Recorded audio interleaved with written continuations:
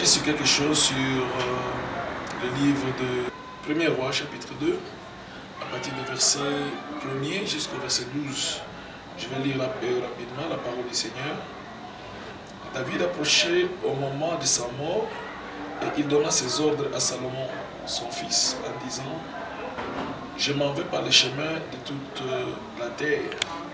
Fortifie-toi, sois un homme, observe le commandement de l'Éternel, ton Dieu, en marchant dans ses voies et en gardant ses lois, ses ordonnances, ses jugements et ses préceptes, selon ce qui est écrit dans la loi de Moïse, afin que tu réussisses dans tout ce que tu feras. Parole du Seigneur. Voilà, je voulais qu'on partage un peu sur le testament de David. Le testament, selon que la Bible le dit, dans le livre l'Épître aux Hébreux, que le testament n'aura de la valeur ou entre en vigueur que quand le testateur est mort, quand la mort du testateur est constatée. Alors, je suis en train de parler ici sur le testament de David. Il y a une pensée que nous voyons dans ce que David était en train de parler à son fils, à Salomon. Il s'est adressé, comme toute personne qui prépare sa mort, il s'adresse à son fils, il lui dit ce qu'il faut faire et ce qu'il ne faudra pas faire. Nous voyons d'abord, il lui dit: fortifie-toi et sois un homme. Observe le commandement de l'Éternel afin que tu puisses réussir. C'est que la réussite dans la vie courante, dans la vie d'un enfant de Dieu, toute réussite est d'abord basée sur la crainte du Seigneur. Ça, nous le connaissons tous. Il évolue, mais je vais lire dans les 3 versets ici. Je voulais me baser sur le verset 5, le verset 7 et le verset 8. Je vois là-bas, David est en train de donner 3 piliers de son testament. Il laisse un testament à son fils, le testament qui devait être utilisé, qui devait régir le royaume, ou qui devait faire la force du royaume de Salomon. Il dit 3 choses là. La première des choses, il lui demande d'éliminer Joab, absolument. La deuxième des choses, il dit que souviens-toi de Barzillai, ses fils, pas directement Barzillai, mais souviens-toi de ses fils. Parce que Barzillai, c'est quelqu'un qui m'a fait du bien, il a été avec moi. Et la troisième des choses, il dit, Shimei, c'est au verset 8, tu ne les laisseras pas. Tu feras tout avec sagesse pour que Shimei soit détruit et qu'il puisse aller, qu'il descende dans le séjour de mort.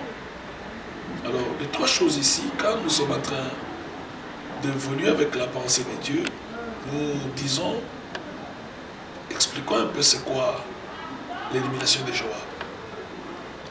Joab, ce fut un homme qui a travaillé avec David pendant longtemps. C'était un homme que David croyait, un homme de confiance. Mais il est arrivé que Joab a déçu David. Il a éliminé 2 généraux de David.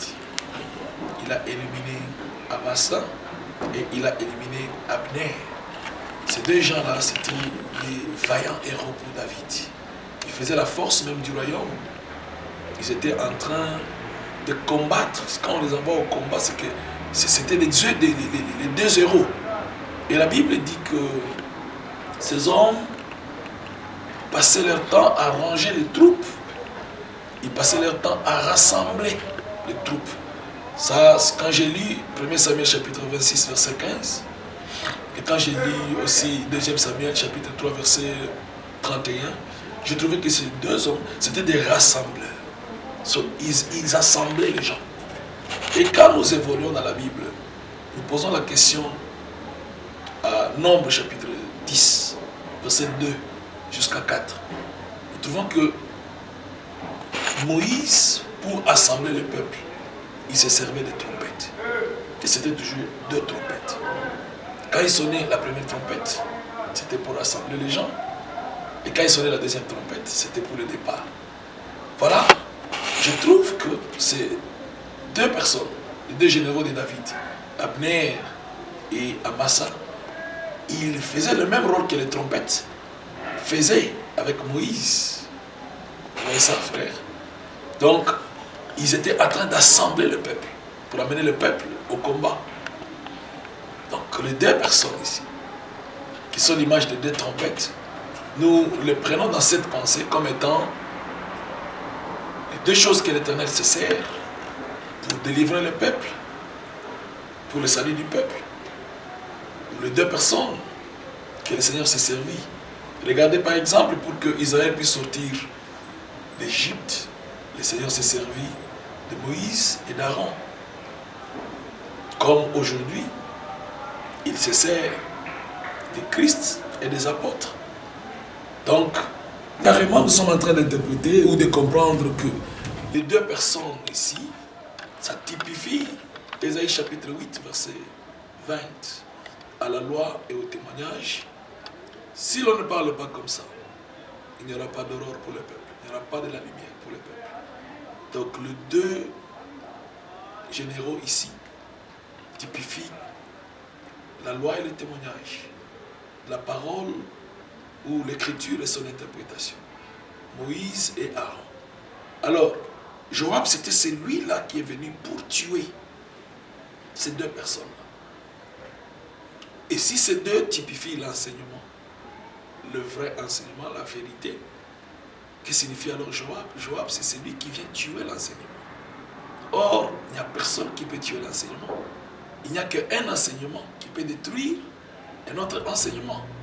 Comme nous avons vu qu'après que l'Éternel soit venu parler à Adam, donner les instructions à Adam, immédiatement quand il terminait de parler, il y a un autre enseignant qui a amené un autre enseignement pour détruire le premier enseignement. Donc Joab ici, c'est l'image d'un faux enseignement qui vient pour détruire la vérité. Et la vérité, l'enseignement, c'est ce qui fait même la force et la puissance du royaume. Vous voyez, frère? Alors, Joab, c'est carrément l'image du faux enseignement qui a tendance à tuer le vrai enseignement. Regardez ce qui se passe. Quand nous avons lu ici, on dit qu'il a répandu le sang pendant la période de la paix. Quelle est la période de la paix? C'est la période que la parole est annoncée. C'est la période que la puissance est expérimentée. Alors, Joab vient détruire la paix. Il répand le sang de ces deux sur sa ceinture. Il répand le sang aux chaussures. Ça vous dit quelque chose. Quand vous vous référez à Éphésiens, vous allez trouver c'est quoi la chaussure ou les chaussures, c'est quoi la ceinture. Je suis en train de parler aussi au lecteur de la Bible ici. Alors allez-y comprendre que il a souillé la ceinture, il a souillé les chaussures, c'est qu'il a souillé la vérité et il a souillé les ailes que donne l'évangile. Donc le faux enseignement est en train de souiller la vérité dans l'église. Aujourd'hui, dans l'église du Seigneur, dans des congrégations de personnes, des endroits où on dit que nous prêchons la parole de Dieu, on trouve qu'il y a un faux enseignement qui est en train de s'élever. Le ministère de la femme, l'élévation du pasteur qu'on amène presque au même niveau que Christ lui-même. Vous voyez, des fausses onctions, la guerre des onctions et toutes ces autres choses-là, vous les connaissez, la liste est très longue. C'est ça le faux enseignement qui est en train de s'imposer contre la vérité que Christ nous a laissée, la vérité que l'Église était censée comprendre, croire. Alors, dans le royaume où David est roi et Salomon vient pour renforcer le royaume, qui veut dire autre chose que Dieu lui-même, c'est lui le roi. Dieu, c'est l'image de David et Salomon, c'est l'image de Christ. C'est lui qui vient pour renforcer le royaume. Alors, pour que ce royaume soit solide, le Seigneur nous demande la première des choses qui va faire la force du royaume. Éliminons Joab, éliminons le faux enseignement. Quand vous lisez au bas, là, le chapitre 2e, vous allez trouver que Salomon, quand il a pris le trône, lui a utilisé aussi son homme de force. Cet homme est allé chercher où se trouvait Joab. Mais c'est très curieux, c'est très intéressant. J'ai trouvé que Joab était en train de se cacher dans les tentes auprès des autels. Vous voyez? Donc, qu'est-ce qui se cache dans les tentes près des autels? C'est l'enseignement. Alors, Joab était caché là-bas. C'est là qu'on est allé l'éliminer. Ce que je veux dire aujourd'hui, que le véritable ministre de la parole ne peut pas tolérer que le faux enseignement soit brandi au-devant de lui. Le véritable enfant de Dieu ne peut pas accepter que la fausseté puisse primer sur la vérité. Il faut défendre la vérité. Pas avec des coups, pas avec des discussions, des vaines discussions, non. Mais en brandissant la vérité. Parce que c'est la seule manière que nous éliminons le faux enseignement. C'est en restaurant la vérité. Et la vérité reste vérité. La vérité, elle est vérité. Voilà, bien-aimé. C'est ça, le premier principe du testament de David. C'est l'élimination de Joab. Joab, c'est le faux enseignement qui vient détruire la vérité qui est posée sur Ésaïe chapitre 8, verset 20. Que le Seigneur vous bénisse. Tout de suite là, nous allons passer à l'explication du deuxième principe.